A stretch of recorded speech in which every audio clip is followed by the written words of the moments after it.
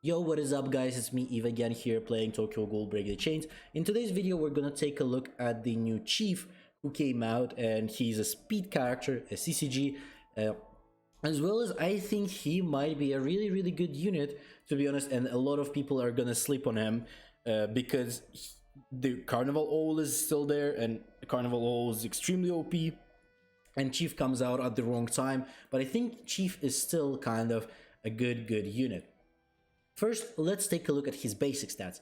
His basic stats wise, he's number 3 here, as you can see.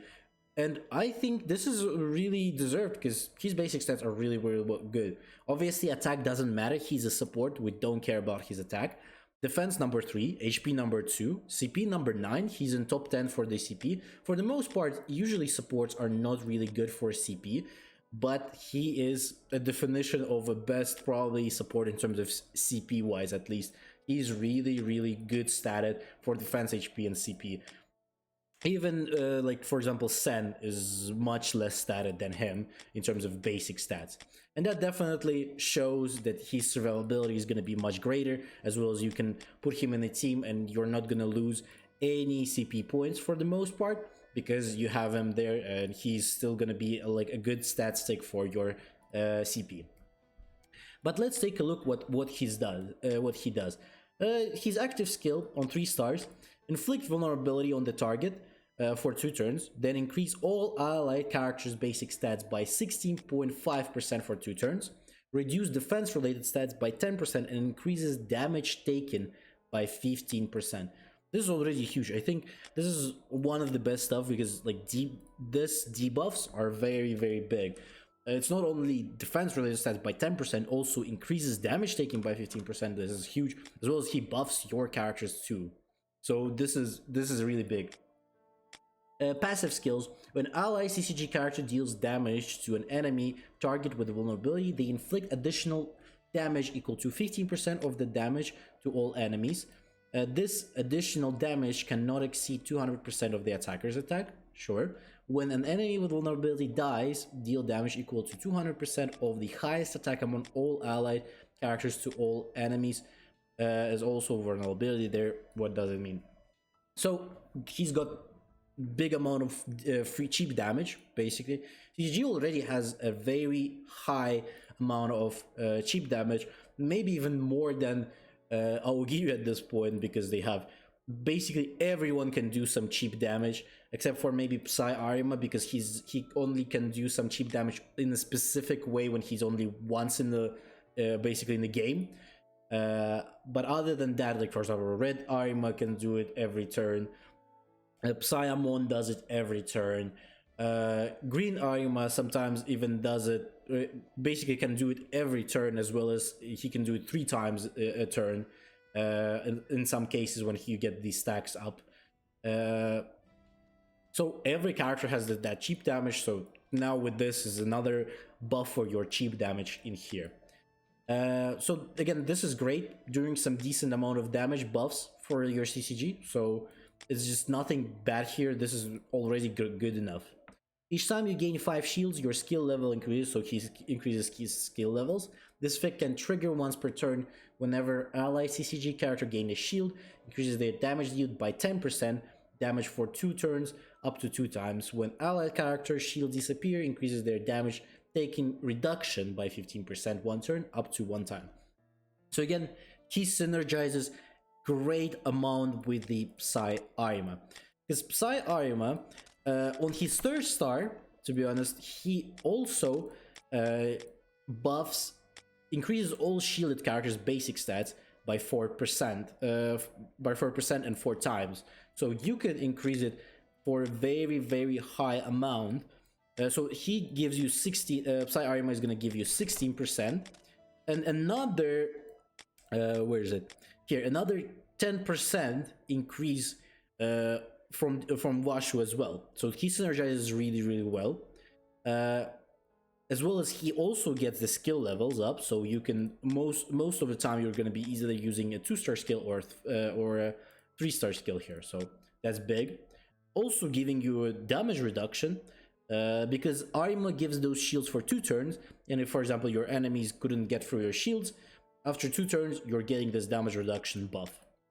As well as, like, again, until you get these ones, you can just use Shinohara. For example, his debuffs are insane, and he can just debuff a lot of damage, like buff the damage reduction for you. Basically, by like debuffing the enemies, he buffs your damage reduction, because he buffs the debuffs the enemy's damage. Kinda like, it doesn't matter, but like he just debuffs the enemies so that they can do more damage. And because of that, you can survive until just this happening after 2 turns. When other CCG character attacks, they gain 1 command. Before using an active skill, they gain additional command, stack each to their skill level, up to 3 stacks. After using an active skill, if command has reached the maximum, remove all debuffs from all allied characters and grant them full scale attack for 1 turn, then clear all commands with a full scale attack. This character cannot be commands, cannot gain commands. So commands reduces damage taken, so he for free can give you damage reduction as well, not only here. Full scale attack increases attack related stats by another 10%, grants immunity to disrupt lethal and disabling effects, and increases damage dealt by 20%. So he basically does the same thing as Hina does, giving you a lot of immunity to different effects, as well as having you, like, for example, clearing all your debuffs on your characters. Again, he doesn't give you immunity to debuffing immunity, for example, like Hina does, but still, this is really good for CCG. Like buffing attack, damage reduction for them. No, disrupt doesn't work for you anymore. Lethal, disabling effects also, so this could work versus some RC cell modifiers that have like buff removals or something like that. Definitely could work versus that. Increasing damage dealt again by 20% another is really, really huge. So in terms of startup, I would recommend you definitely go for 3 stars if you're gonna go for this guy. I only got him for the collection, you know, so maybe later on, whenever if he's gonna come to exchange at some point, I'm gonna get him more stars. Definitely gonna try to get him to 3 stars. But before that, while he's still in the banner character, I need to save for the Antico characters that are coming in future. And because of that, I can't unfortunately go for him. But I would definitely love to see it, especially if he's a 200 guaranteed character. Again, his second star is like quick reduces all allied characters damage taken, and the command reduces damage taken by 3%. So nothing too crazy in terms of 2 and 4, but he's 0 stars, 1 star, 3 stars, very good. His active skill is great. I think overall he's a very good unit. Specifically, I definitely think he's going to be very useful in the weekly challenges for sure. When you're going to be using CCG type characters, you're definitely going to be using them with him in the Mado in the backup. If you're going for that, maybe Psy Arima there for him to do the damage versus someone like who was it, Sachi? I think this is the dark type, the only one that we have. So versus Sachi, that Psy Arima with Washu and backup for in face of Mado could do definitely some big damage. In terms of teams, I would think there is some different stuff you can do. So obviously, you if you want to use Washu, you're gonna put him on 1 slot. I think, to be honest, you can't really replace Amon still, so Amon is still gonna be useful. You definitely want to use my boy Arima with him, because they just have a great synergy. So I think these 2 Carnival characters as well, like, you can't really miss on them while you're using Washu here. But the problem is then, I think you're kind of cutting the half anniversary out, because with the God cells existing for these Red Arima, especially 2 of them, definitely Red Arima just becomes a monster. He can one-shot anyone on the first turn because he gets a full stacks. With Washu buff and then his debuffs as well, he definitely can output that huge damage out there. So because of that, I think unfortunately you will need to cut half anniversary.